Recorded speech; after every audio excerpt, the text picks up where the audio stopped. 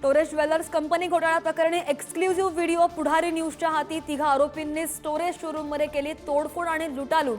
कंपनीच्या अधिकृत इंस्टाग्राम हँडलवर दावा। आरोपींविरुद्ध तक्रार करण्याचं सुद्धा आवाहन।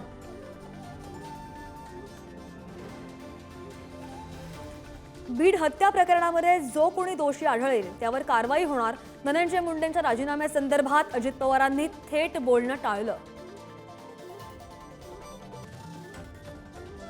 आरोपींना फाशी देतानाचे चेहरे पाहायचे। पैठणमधील मोर्चामध्ये धस यांचा वाल्मिक आणि धनंजय मुंडेंवर हल्लाबोल। मोठ्या आकाचे पुण्यामध्ये कोट्यावधींची दुकानं असल्याचा सुद्धा आरोप।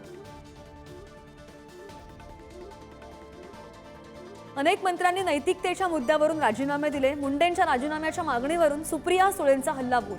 कराडवर ईडीची कारवाई का नाही, सुळेंचा सवाल। राज्यपाल नियुक्त 12 आमदार प्रकरणी शिवसेना ठाकरे गटाची याचिका मुंबई हायकोर्टानं फेटाळून लावली। महायुती सरकारला यामुळे मोठा दिलासा। निर्णयाविरोधात ठाकरे गट सुप्रीम कोर्टामध्ये आव्हान देणार। भविष्यामधील निवडणुका आम्ही स्वबळावर लढवू, नारायण राणेंचं वक्तव्य। महापालिका निवडणुका भाजप स्वबळावर लढू शकतं, एवढी भाजपची मुंबईत ताकद। राणेंच्या वक्तव्यानं चर्चेला उधाण। राष्ट्रीय स्वयंसेवक संघाच्या विधानसभा निवडणुकीमधील कामगिरीचं शरद पवारांकडून कौतुक। महायुतीच्या यशामध्ये संघाच्या प्रचाराचा मोठा वाटा।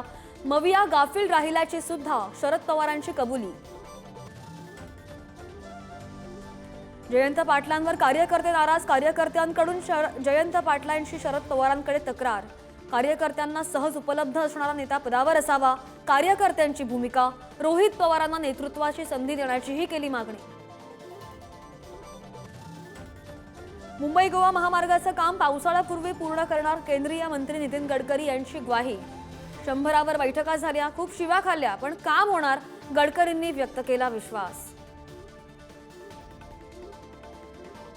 इंडिया आघाडीचं अस्तित्व संपल्यात जमा, ना नेतृत्व ना अजेंडा। जम्मू काश्मीरचे मुख्यमंत्री ओमर अब्दुल्ला यांचं मोठं विधान। आणि बुलढाण्यामधील गावकऱ्यांना टक्कल पडण्याच्या प्रकाराचं गूढ अखेर उकललं। पाण्यामध्ये नायट्रेट आणि क्षारांचं प्रमाण जास्त असल्यानं केस गळती। पाणी पिण्यायोग्य नसल्याचा सुद्धा आरोग्य खात्याचा अहवाल।